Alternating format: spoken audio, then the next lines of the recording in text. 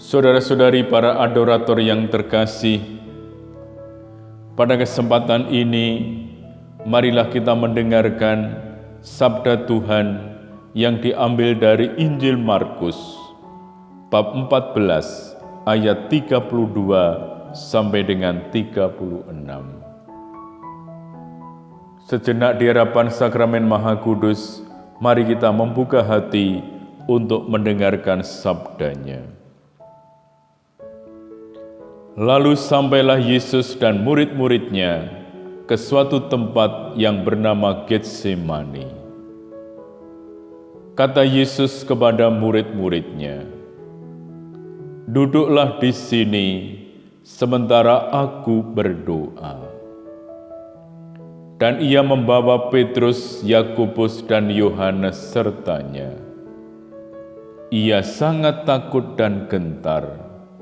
Lalu katanya kepada mereka, "Hatiku sangat sedih seperti mau mati rasanya. Tinggallah di sini dan berjaga-jagalah."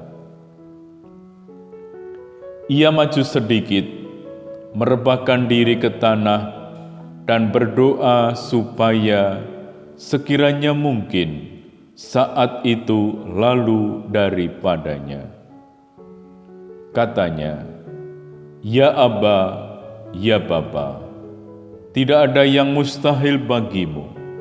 Ambillah cawan ini daripadaku.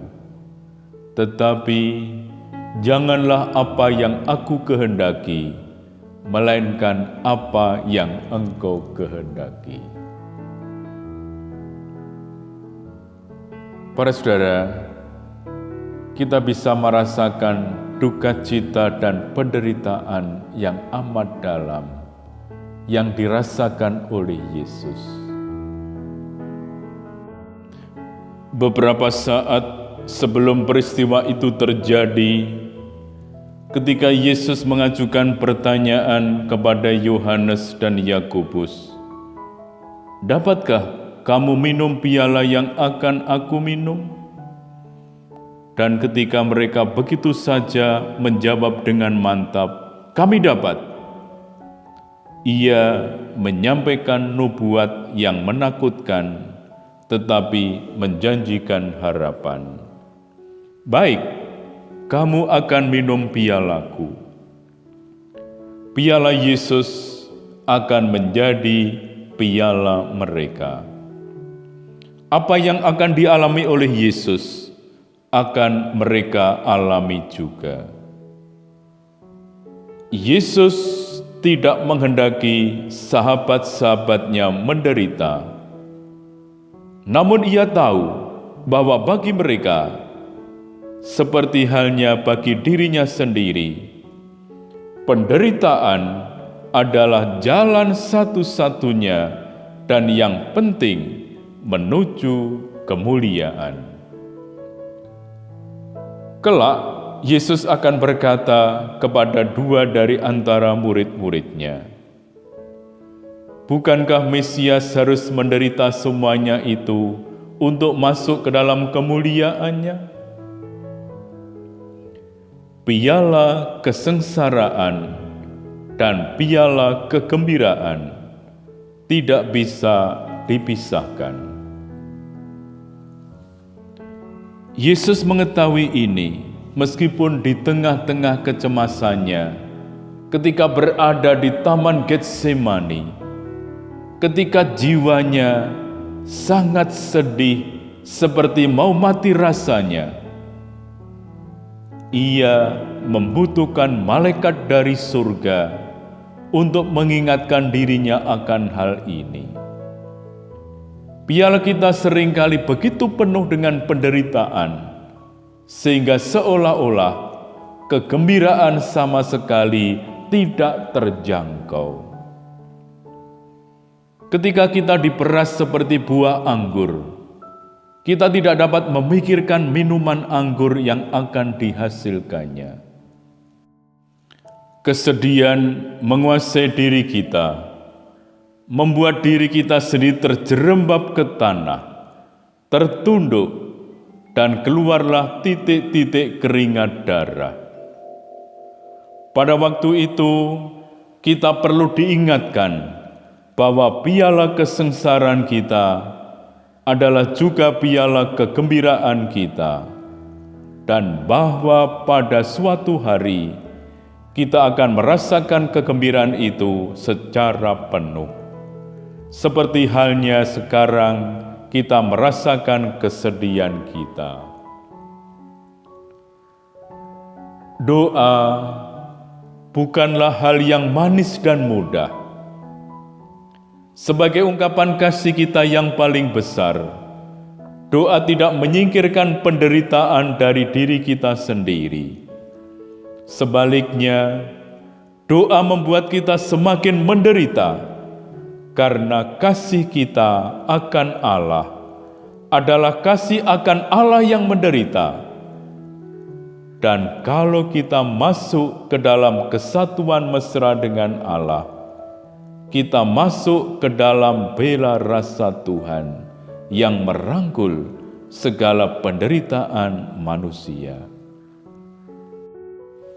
Sejauh doa kita menjadi doa yang muncul dari dalam hati kita, sejauh itu pula kita akan lebih mengasihi dan lebih menderita, akan lebih melihat terang dan lebih melihat kegelapan, melihat rahmat lebih besar dan dosa lebih banyak, lebih melihat hal-hal yang dari Allah dan yang dari manusia.